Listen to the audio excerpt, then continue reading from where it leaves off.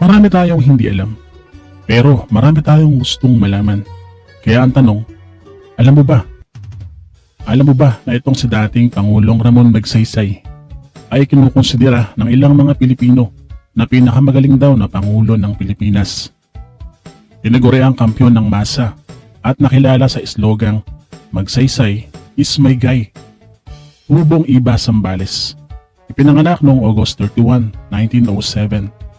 Bagamat kilalang makamahirap, ang ikabitong Pangulo ng Pilipinas, hindi rin naman siya masasabing nanggaling din sa mahirap o dukhang pamilya. Pwede siguro sabihin nakakaluwag sa buhay. Kilala sa palayaw na Monjing at anak ng isang panday at isang guro at magiliw na kaibigan. Nang makapagtapos siya sa Jose Rizal University, dahil may kahiligan sa mga sasakyan ay naging trabahador o mekaniko sa isang bus company. Kung totoosin sa nature pa lang ng paghahanap buhay niya bago siya naging politiko o naging Pangulo ng bansa, ay ibang-iba talaga sa iba pang mga naging Pangulo ng Pilipinas. At sa pagsiklab ng pananakop ng mga Hapones, sumali siya sa motor pool ng Philippine Army. Pero nang bumagsak ang Bataan at namayani ang mga Hapon, napilitang mamundok itong si Pangulong Ramon Magsaysay kasama ang iba pang mga sundalong Pilipino para maging bahagi ng mga hukbong gerilya sa ilang mga taong lumipas hanggang sa dumating ang Liberation Forces ng mga Amerikano sa ating bansa. Matapos ito ay nanungkulan siya bilang isang kongresista sa udyok ng kanyang mga kakilala. Nagsilbi ng 2 termino sa Zambales at ito ang unang karanasan niya sa politika. At dahil kilalang malapit sa mga pangkaraniwang tao at may karanasan pagdating sa militar at buhay pamumundok, naisip ni Pangulong Quirino na siya ang i-appoint sa pagiging kalihim ng tanggulang bansa.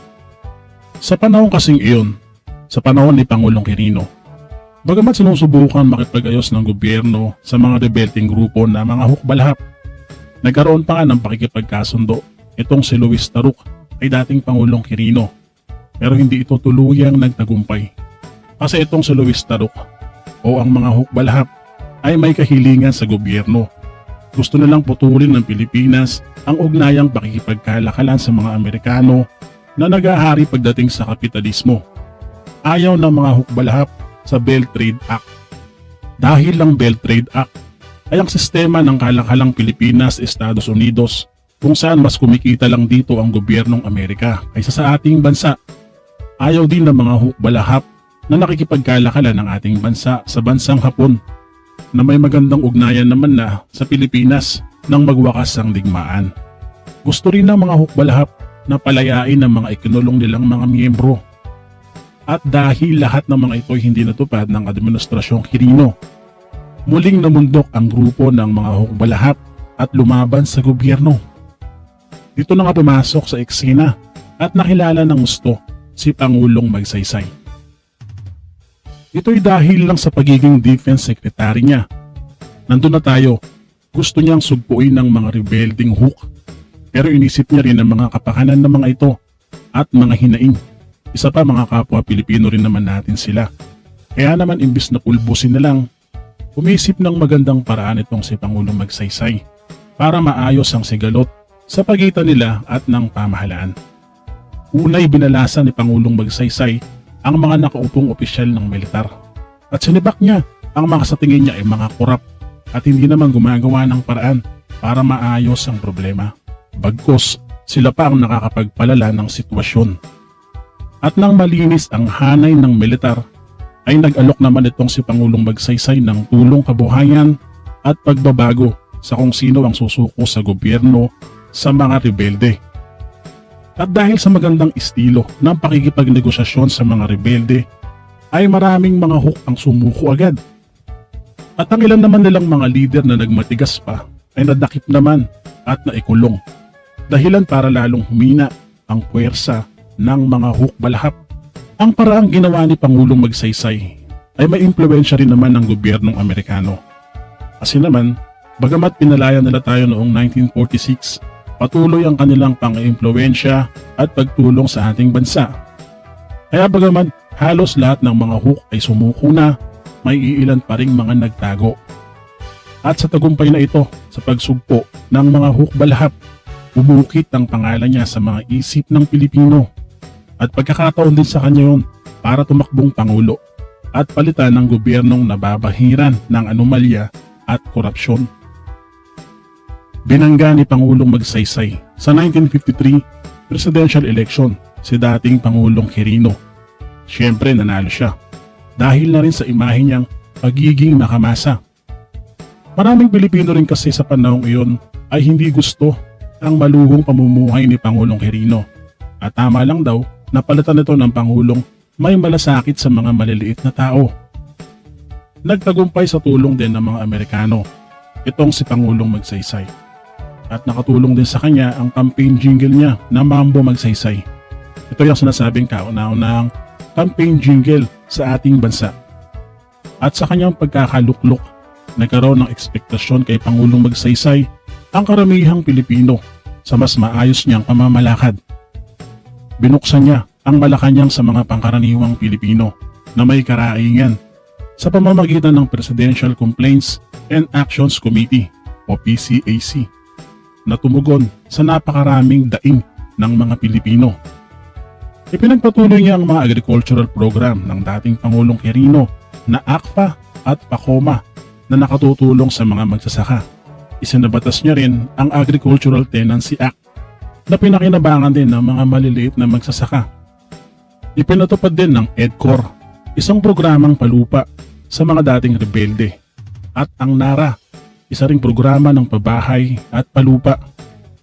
Pero bagamat ganon, may mga nagsasabing hindi raw ito naging matagumpay dahil na rin sa kakulangan ng pondo ng gobyerno sa pagbili ng mga pribadong lupain ng mga syndero at syndera. Kaya naman hindi agad nakapagbahagi ng mga palupa. Pero kahit papaano naman ay may mga naipamahagi pa rin naman ng administrasyong Magsaysay ng mga lupa na pagmamayari ng gobyerno. Kaya nga lang ito ay limitado. Ganun pa man, pinilit ni Pangulong Magsaysay na abutin ang laylayan ng lipunan para matugunan ang mga pangangailangan ng mga ito. Kahit kulang pa ang pondo. Dinalaw niya ang mga liblib na lugar at mga lugar ng mga maliliit na tao para makinig sa mga hinaing ng mga ito. Kaya naman naging sobrang lapit niya sa mga tao. Kahit sa pamumuno ni Pangulong Magsaysay ay naging malapit ang bansa natin sa Estados Unidos. Pinagtulungan nga kasi ng bansa natin at ng Amerika na sugpuin ang komunista. Kaya naman natatag ang SEATO o ang Southeast Asian Treaty Organization na kasangkapan laban sa komunismo. Pero may mga nakapaloob din dito na napuna ng ilang mga kritiko ng administrasyong Magsaysay. Ilan sa mga kritiko ay si Claro M. Recto. Ayon sa kanya, hindi naman lahat ng bansang komunista ay dapat nating tablahin dahil nga sa ayaw ng Amerika sa komunismo. Dapat makipag-ugnayan pa rin ang bansa natin sa mga bansang komunista para sa pag-unlad ng ating bayan. Dahil hindi lang naman daw ideolohiya ang usapan dito, kundi ang pagpapaunlad ng ekonomiya. Yung mga ganong puna at kritiko ang ilan sa mga tinanggap ng administrasyong Magsaysay dahil sa pagiging malapit sobra sa mga Amerikano. Kaya naman napilitan din itong si Pangulong Magsaysay na i-revise ang Belt Trade Act at ginawa itong Laurel-Langley Agreement kung saan kapwa makikinabang ng pantay ang Estados Unidos at ang ating bansa. Bagamat may ilang pula sa pamamahala ng Pangulong Magsaysay, hindi makakaila na nakuha niya ang tiwala ng mga Pilipino. Gumanda ang ekonomiya at kinilala ang Pilipinas na isa sa pinakamaayos na pamamahala sa mga bansa sa Asya. Tinawag ding golden years ang mga panahon ng paninilbihan niya. Sa tingin ko lang ay ang pagiging makamahirap niya ay ang dahilan ng kanyang popularidad at ang pagiging anti-politiko niya. Sa totoo lang, ayaw nga ni Pangulong Magsaysay na nailalagay ang pangalan niya o ang mukha niya sa kanyang mga proyekto.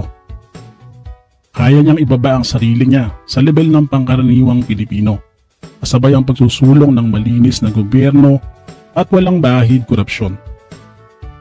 Dangan nga lang na sa kabila ng siguradong mananalo siya sa pagtakbo sa pangalawang termino niya bilang Pangulo, sa kasamaang palad ay hindi niya na natapos ang unang termino niya nang bawian siya ng buhay dahil sa aksidente sa pagbagsak ng sinasakyang eroplano noong March 16, 1957. Isang ama ang naglaho para sa bansang naghahangad ng pagunlad at dahop sa kasaganaan. Sayang lang na naputol ang sana'y pwede pa niyang magawa para sa bayan. I-comment below mo na kung sa tingin mo siya nga ba ang pinakamagaling na naging Pangulo.